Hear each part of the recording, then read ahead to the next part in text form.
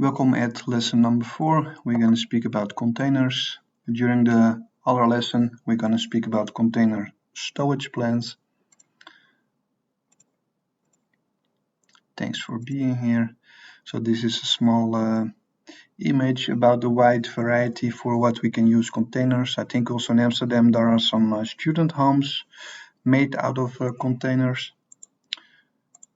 So the characteristics of container vessels, here you see the OOCL Shenzhen. It used to be one of the biggest container vessels in the world. I think we are about around 19,000 TEU at the moment. That's around the max currently. And in what container ships can differ among each other. They can be equipped with hatches or without hatches, the so-called open-top vessels. In case an open-top vessel is designed, the build system from the cargo hold will be made out of a higher capacity, so the pumping rates will be higher because there will be more green water in the cargo hold, which we should pump away. So the build system and the capacity of the cargo hold will be increased.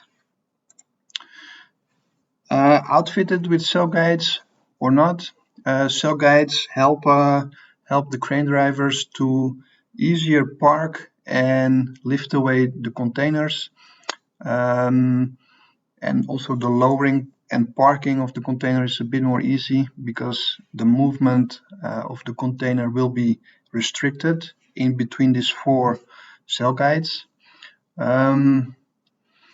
Nevertheless, the weight of the cell guides it implies that we can ship less containers on the same vessel because there are freeboard limitations. So the on weight, the steel of the cell guides, brings restrictions to the amount of weight of cargo which we can ship on the same vessel. The stack load, in Dutch we say stapelhoogte. Also in Dutch we more or less already are acquainted with using the English words. But we need to make sure if we have a stack that especially the lowest container is able to withstand the weight of the containers on top of itself. And it's always something to have a sharp eye for. Ship's cranes, yes or no? If a vessel has ship cranes, it's probably more capable to call to more ports, especially the smaller ones. It can be on quays and terminals where there are no terminal cranes, so you are a little bit more able to go to different places if you have own ship cranes. In chartering, we speak about self-geared vessels. Then everybody knows, oh, that ship has ship's cranes. The strength of the tank top, it also has to do with the stack load, but yeah, there's some variety between vessels among the strength of the tank top.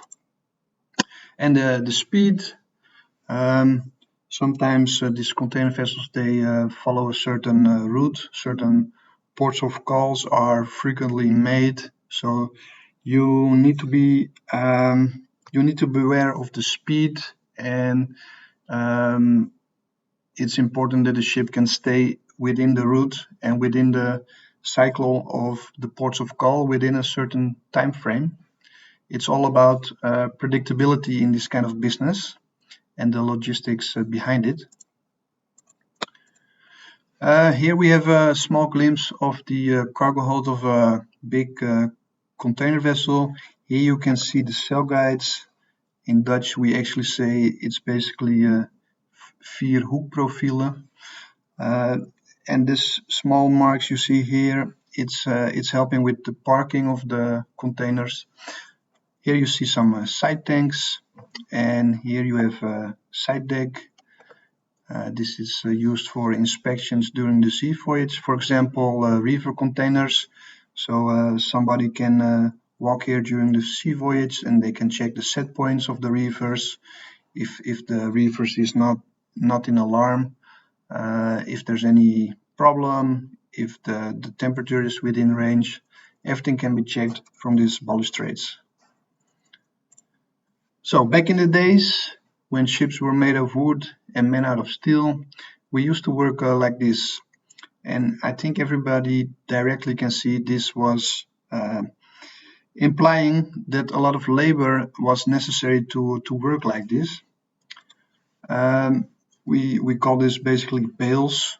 We also speak about bale space in case we make a stowage plan and we think about the broken stowage. We sometimes use the phrase bale space for a certain volume of a cargo hold.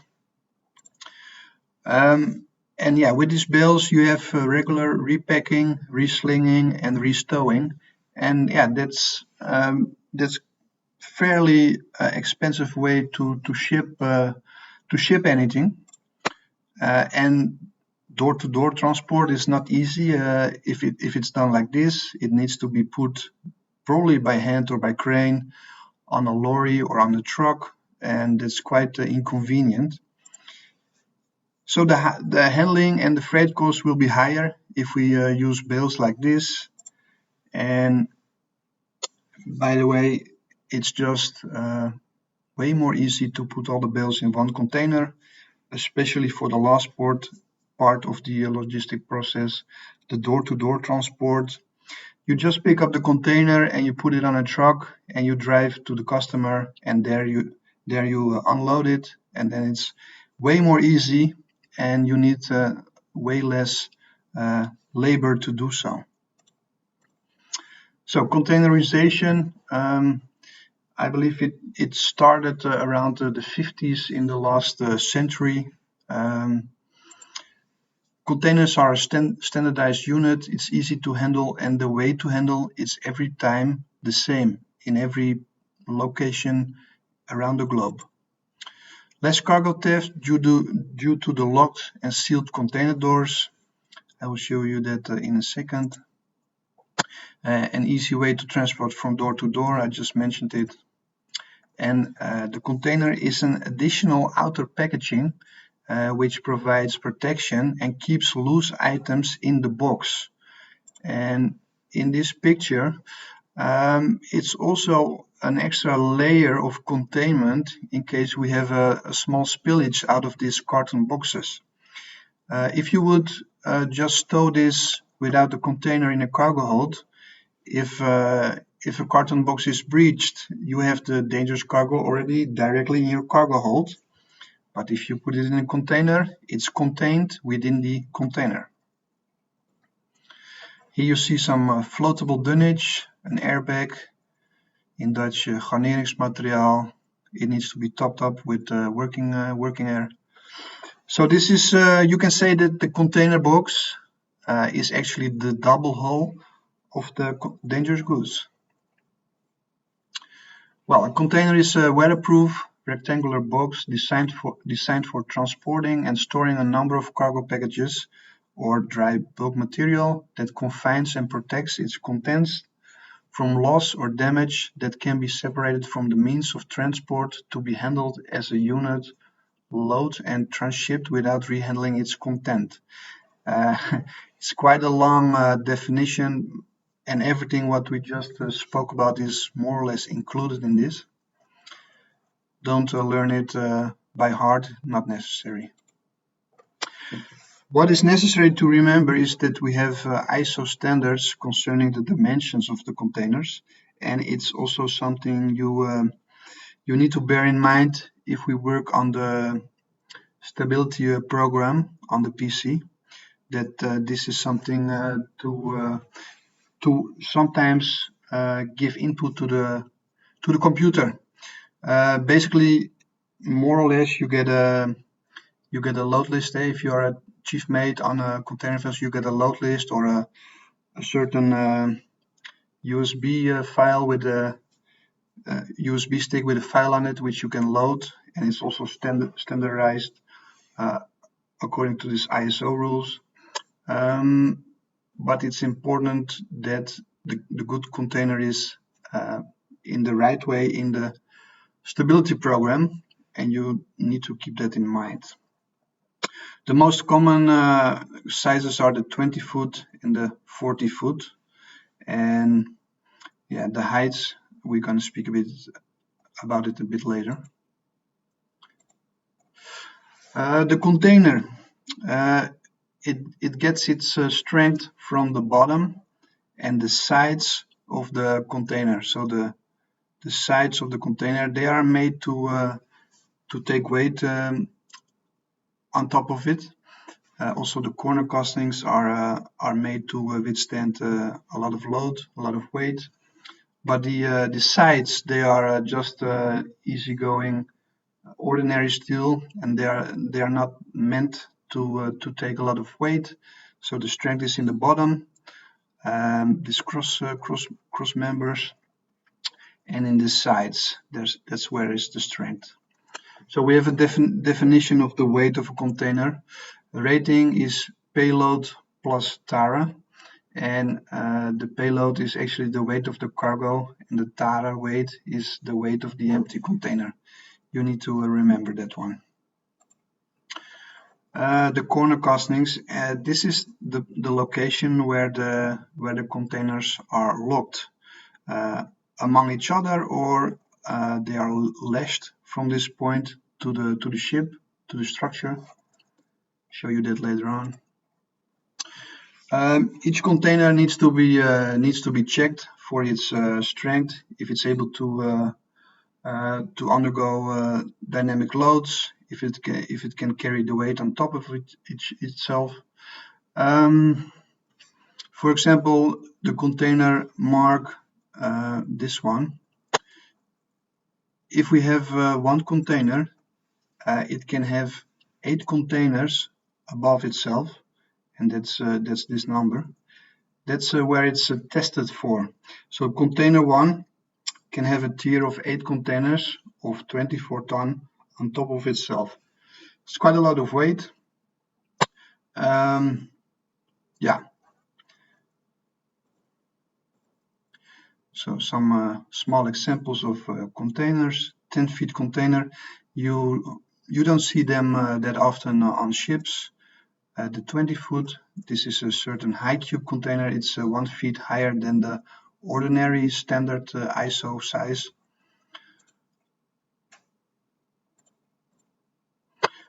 This is a tank container. So this container,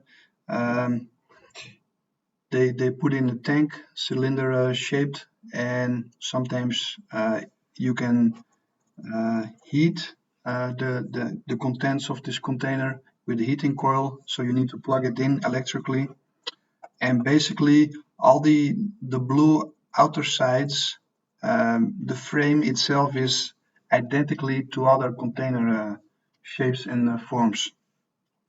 And that's also basically the success of this ISO standardization. In the middle you see this stiffening for bending moments to keep it within range. The filling of the tank container is on the top. There's a hatch over here with a cover, and that's it. This is a flat rack with the sides up, and as you can see, it's out of gauge. The cargo, the cabin of the machine is higher than the container itself, so you need to be aware also where will you put this container at the ship. So if you have a loading list, you always have a good eye out for the out of gauge cargo. Here a flat rack, not loaded. They can also bring this side parts inbound, and then it's more flat, and it can be put on top of other flat racks, and then you have not so much space taken. Here's some more examples of out of gauge cargo. This is a way to ship a big ship's propeller. They put some dunnage lining on top of these flat racks inside the cargo hold. They make a small bed cribbing for the propeller. And the good thing is, on top of these containers, most likely if the propeller isn't high enough, they can put another row of containers. It's possible. It's all designed for that. To put something on top here, it's not possible, as you can see.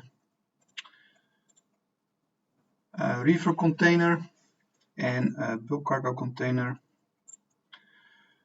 The bulk cargo container, you can see the filling of the container can be done on the top, and to empty the container you open the side doors in another way.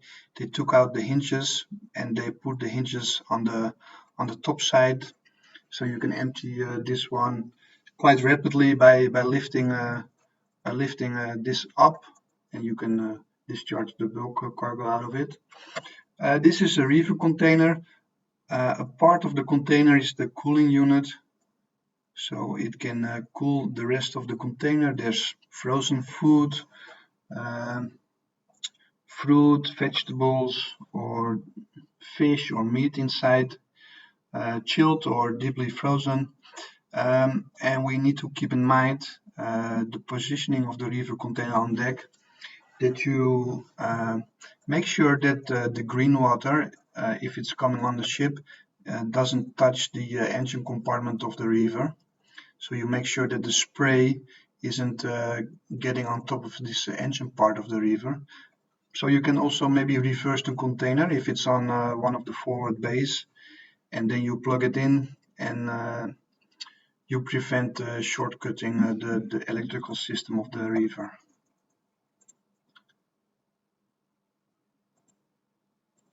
That's it.